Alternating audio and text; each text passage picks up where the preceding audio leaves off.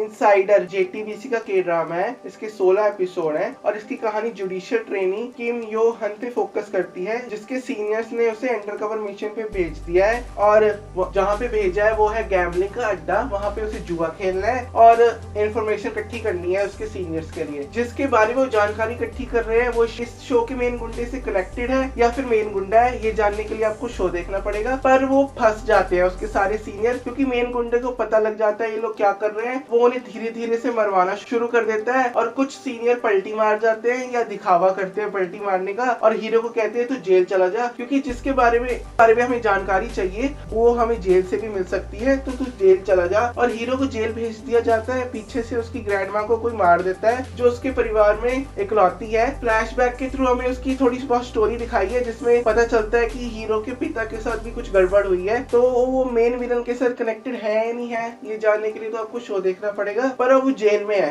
और ये जेल वैसी नहीं है जैसे इनोसेंट डिफेंडेंट या फिर प्रिजनर प्लेबुक में दिखाई गई है। इसमें सारे के सारे पापी भरे पड़े हैं जो सरवाइव करने के लिए किसी भी हद तक जा सकते हैं। और इसमें बहुत ज्यादा वायलेंस है क्योंकि हर एपिसोड में हीरो की पिटाई हो रही है और उसके शरीर पर निशान, चोट के निशान बढ़ते ही जा रहे हैं। तो हीरो सरवाइव करने की कोशिश कर रहा है वहाँ पे। और वो जेल नॉर्मल नहीं है, वहाँ पे जुआ चलता है रात को। पावर हायरार्की सी बनी हुई है कैदियों के बीच में। 3 लेवल का जुआ चलता है और तीसरे लेवल में वो करेंसी की जगह सिगरेट का इस्तेमाल करते हैं जुआ खेलने के लिए। और इस पावर हायरार्की में सबसे टॉप पे है जैंग स्यू ऊ नाम का प्रिजनर जो वहाँ पे एज अ डीन काम कर रहा है और हीरो को अपनी साइड करने की कोशिश कर रहा है। और हीरो भी उसके पास जा रहा है क्योंकि हायरार्की में वो सबसे टॉप पे है, तो उसके साथ कनेक्शन एस्टैब्लिश करने की कोशिश कर रहा है हीरो, ताकि वो जेल में अपना राज बना सके और बदला लेने की जो अपनी मुहिम है उसमें आगे बढ़ सके। इस शो में एक फीमेल कैरेक्टर भी है जो हीरो की बाहर से मदद कर रही है और उसने हर तरह की मदद ऑफर की है हीरो को। और उसकी मेंटल स्थिति सही नहीं दिखाई है क्योंकि उसे बहुत अजीब से फ्लैशबैक आते रहते हैं, तो वो भी मेन गुंडे से बदला लेने की कोशिश कर रही है जिसका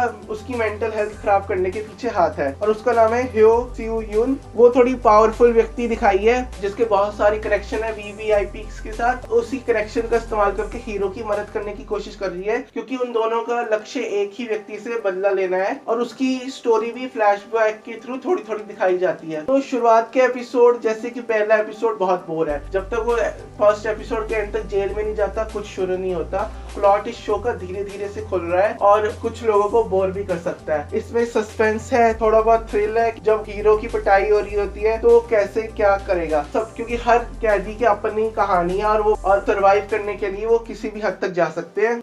यही नई चीज है इस शो में कि कसिनो को जेल बना के रखा हुआ है। बाकी इसकी कहानी तो इनोसेंट डिफेंडर जैसी भी है कि उसे फंसा दिया गया झूठे आरोप में और उससे बाहर निकलना है। शो में एक्टिंग की बात करें तो सबने बहुत अच्छी एक्टिंग की है, देखने में बहुत अच्छा लगता है। हीरो ने अपना पोकर फेस बना ही रखा है मुश्किल समय में भी, जो इस शो की डिमांड थी। इसे जुआ खेलने के लिए भेजा ही इसलिए गया था क्योंकि इसके पास पोकर फेस था। तो देखने में कुछ लोगों को अजीब लग सकता है कि उसे इतनी पिटाई हो रही है, इतना सब कुछ हो रहा है, पर उसके मुंह पे ज्यादा इमोशन शो नहीं हो रहे क्योंकि इन्होंने पहले ही सिद्ध कर दिया है कि उसके पास पोकर फेस है। तो ज्यादा उम्मीद मत रखो उसके चेहरे पे इमोशंस देखने की, पर जितने भी इमोशंस दिख रहे हैं बहुत अच्छे से हीरो ने दिखाए हैं। और रही बात सपोर्टिंग कैरेक्टर्स की, तो उन्होंने भी बहुत अच्छी एक्टिंग की है। जैसे जैसे कहानी आगे बढ़ती है तो कुछ सपोर्टिंग कैरेक्टर का रोल बदलता है। पहले वो हीरो के साथ बुरा बर्ताव कर रहे होते हैं, बाद में जब वो अच्छा बर्ताव करने लगते हैं तो देखने में अच्छा लगता है क्योंकि उसी हिसाब से उनकी एक्टिंग मोल्ड हो जाती है। तो शुरू में वो हमें गुस्सा दिला रहे होते हैं, पर एंड जब उनका रोल खत्म आने को हो रहा होता है तब तक वो हमें बिल्कुल गुस्सा नहीं दिलाते। तो ये शो की बहुत अच्छी बात है कि सबने एक्टिंग बहुत अच्छे से की है। इस शो की कहानी बहुत धीरे धीरे से आगे बढ़ रही है। ये जेल में अपने हीरो पे ज्यादा फोकस करती है और इस दौरान गुंडा क्या कर रहा है इस पे बिल्कुल फोकस नहीं डालती। तो ये शो थोड़ा सा लोगों को स्लो लग सकता है क्योंकि हमें बताया ही नहीं जाता कि गुंडा कर क्या रहा है। धीरे धीरे से इस शो की मिस्ट्री आगे खुल रही है और ये 2-2 कदम आगे बढ़ा रहा है। तो ये इसका नेगेटिव पॉइंट हो सकता है, पर राइटर ने शायद इस शो को इसी तरह लिखा है तो क्या कर सकते हैं। बहुत पर आप इसे एंजॉय करोगे अगर आप एक्शन, वायलेंस और गैम्बलिंग का टच और थोड़े बहुत इमोशन इस शो में देखना चाहते हो तो आपको देखने को मिलेंगे। आप बिल्कुल निराश नहीं होंगे। होंगे, और ये वैसे भी कोरिया में 9, तो कोरिया में वैसे भी इसको 18+ की रेटिंग मिली है, तो इसमें वायलेंस की कमी बिल्कुल नहीं है। इन्होंने जो गैम्बलिंग वाले सीन है बहुत अच्छे से शूट किए हैं। वो नीचे सबटाइटल्स के अंदर बता भी रहे होते हैं कि कोरियन वर्जन है गैम्बलिंग का, कि पत्तों को कैसे इस्तेमाल कर रहे हैं वगैरह वगैरह। तो इसमें बहुत अच्छे से सबटाइटल के साथ बताया भी गया है। अगर आपको जानने की इच्छा हो तो आप वीडियो रोक के सबटाइटल आराम से पढ़ सकते हैं। मतलब कैसे दिमाग लगाते हैं पत्ते खेलते हुए गैम्बलर, ये सब भी दिखाया है इस शो में, और क्या सोच होती है, क्या टेक्निक्स होती है गैम्बलिंग करते हुए ताश के पत्तों के साथ, इस पे भी पूरा फोकस किया गया है। क्योंकि इसमें हीरो ट्रेनिंग लेते हुए दिखाया गया है पत्ते कैसे खेलते हैं, क्योंकि उसे